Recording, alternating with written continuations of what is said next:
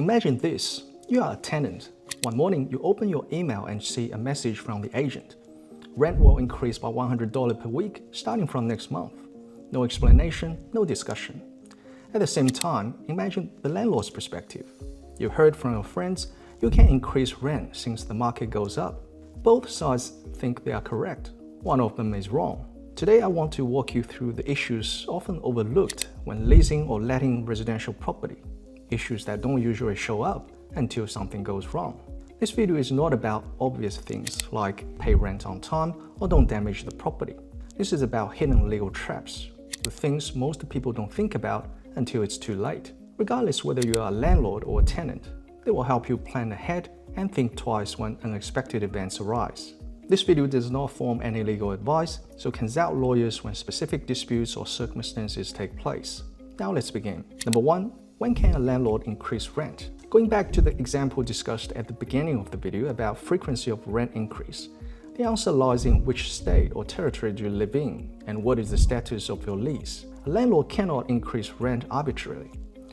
Rent increase must comply with statutory timing, notice, and form requirements. For example, in New South Wales, rent cannot be increased during a fixed term unless the lease expressly allows it and the method of increase is specified. For periodic leases, most states including Victoria, New South Wales, and Queensland provide that rental increase should be no more than once every 12 months, and prior written notice needs to be provided, normally at least 60 days in advance. Otherwise, invalid increases are unenforceable. Number 2. When can a bond be claimed, and what's the bond claim process? Imagine that the tenant notifies the landlord that she's moving out. The agent then sends a message, "We'll be taking $2,000 from the bond for cleaning and repainting." The tenant replies, "Nope, see you in the tribunal." You may have heard that a bond might be claimed for unpaid rent, damage beyond fair wear and tear, and cleaning to restore the original condition. But most disputes arise when the parties have to prove about the conditions of the property and the required cost for repairs. In addition, bond claim process is equally important. Either party can initiate the bond claim. If there is a disagreement, the bond authority does not make any decision. The matter goes to the tribunal. Many disputes are lost not on law, but on lack of evidence. So it's important to keep condition reports, photos, invoices, and repair codes. Number 3. Terminating during a holding over period or periodic tenancy. When a fixed term ends and no new lease is signed, the tenancy becomes periodic. This means that each party can end the lease by giving notice. The notice period varies from state to state. For example, in New South Wales, tenant needs to give 21 days notice, while the landlord needs to give 90 days notice without any grounds. In Victoria, tenant needs to give 28 days notice, while the landlord needs to give 60 days notice. In Queensland, both sides need to give 2 weeks notice. The notice period is not always symmetric. Serving the wrong notice length for periodic tenancy means invalid termination. Number 4. How rent abatement is calculated. Imagine this. A storm damages the roof. Water leaks into the living room and one bedroom. The tenant still lives there, but half of the property is unusable. Can the tenant apply for rental reduction or rent abatement? Rent abatement applies when the premises become partially or wholly uninhabitable, essential services are unavailable, or the tenant cannot fully enjoy the property. How it's assessed. Abatement is usually proportional, not automatic, which is based on loss of use, duration, and seriousness of the damage suffered.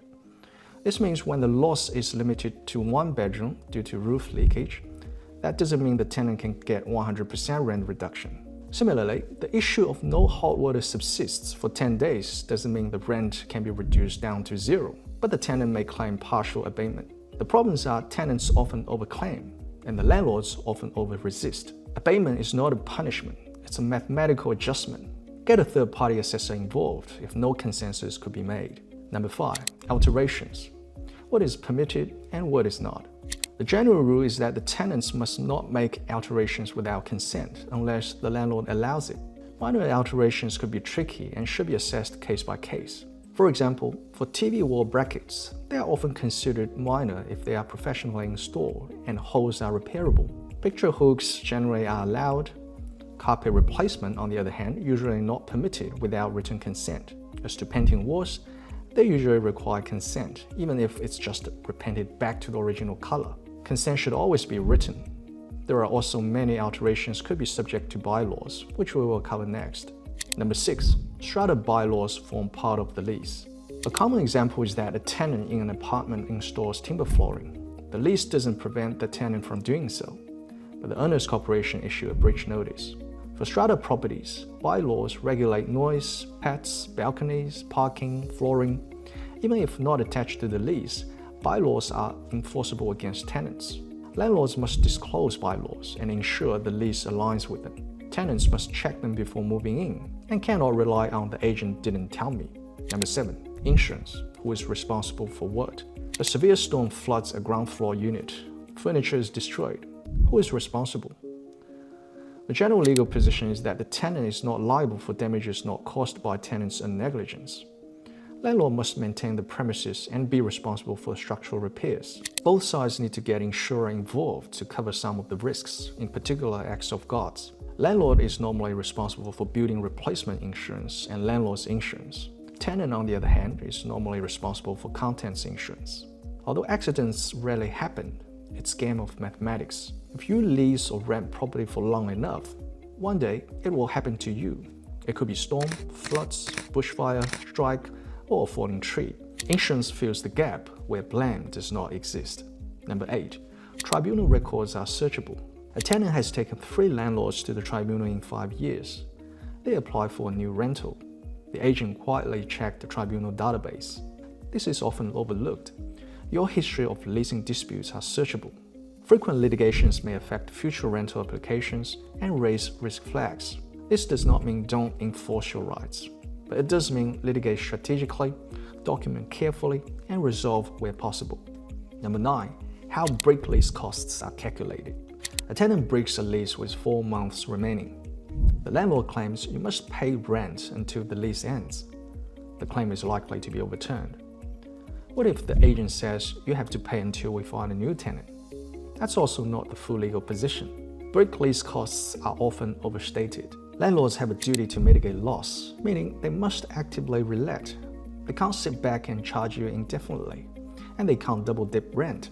However, the landlord may claim costs that may include rent until a new tenant found, reasonable reletting fees, and advertising. They may not include penalty profits and excessive delay costs. Evidence of reletting efforts matters in that regard. Number 10. Do not rely on verbal promises. How many times did you hear something like, "Don't worry, we will fix that leak later"? 6 months later, the same person said, "Well, I didn't mean that," or "There is no record of that request." This applies equally to landlords and tenants. People often underestimate how important emails, text messages, and photos can be in a legal dispute. So the best approach is to confirm conversations in writing, keep required requests documented, and store photos securely. In disputes, paper trails win cases. Verbal assurances are hard to prove, fade over time, and disappear when agents change.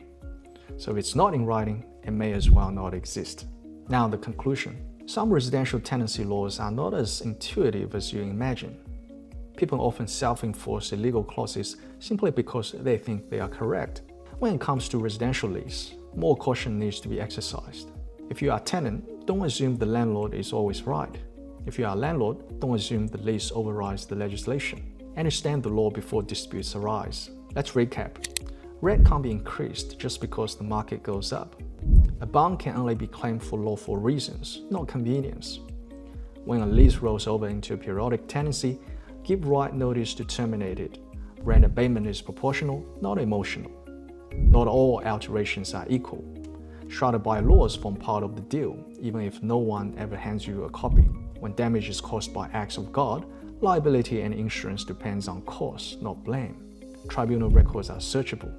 Break lease costs are compensation, not punishment, and never rely on verbal promises.